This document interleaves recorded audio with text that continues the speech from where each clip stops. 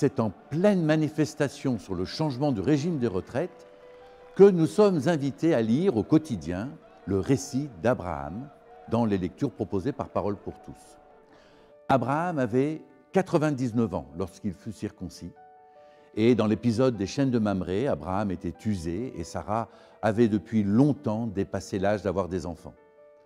Abraham avait 100 ans quand naquit Isaac. Le paradoxe entre ces âges très avancés dans l'histoire d'Abraham et les slogans prononcés pour dire qu'à 62 ans, beaucoup de salariés sont épuisés, m'interroge. Alors, on ne peut pas comparer ce qui est incomparable et faire dire avec le récit biblique qu'on est encore jeune à 99 ans, puisqu'on peut devenir père. Mais la question que je me pose vraiment, c'est la suivante. Qu'est-ce que je fais de ma vie tout au long de ces années où je suis adulte, où je travaille? Comment mon activité salariée est-elle vécue? Nous lisons des tas d'articles qui expriment les changements de notre rapport au travail. Non plus un lieu dans lequel nous donnons et sacrifions tout, mais un lieu important, certes, mais où toute notre vie ne se joue pas. Quand on est chrétien, notre priorité, là où tout se joue, devrait être plutôt comment nous équilibrons notre vie de foi entre notre travail et le quotidien des tâches à accomplir, et notre vie de foi et notre vie familiale. On l'entend dans les manifestations et les interviews. Nous voulons profiter parce que nous le méritons.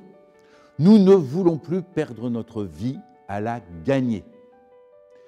Cette question de mériter une période de notre vie sans obligation salariale prouve bien que le temps consacré au travail n'est malheureusement bien souvent pas vécu comme un lieu de joie, d'épanouissement. Et c'est vrai qu'il y a des professions très difficiles et pénibles. Comment alors organiser des choses pour que ces salariés puissent trouver dans leur travail un lieu équilibré et serein? Abraham a dû quitter le pays de ses pères. Il est parti, il s'est mis en route vers autre chose, vers un inconnu, en faisant confiance en une parole. L'histoire d'Abraham est liée à un projet, une espérance qu'un avenir est donné. C'est peut-être ce qu'il nous manque aujourd'hui, au milieu des cris de colère. Un projet pour chacun de nous et un avenir. Être à la retraite n'est pas forcément un but en soi, si l'on ne sait pas quoi faire après. Je connais des personnes qui ont très peur de la retraite et du vide que ce temps libre leur accordera.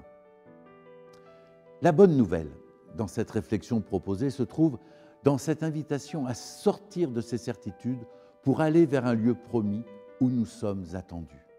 Alors, chers amis, où êtes-vous attendus? Où le Seigneur vous appelle? Soyons des visionnaires.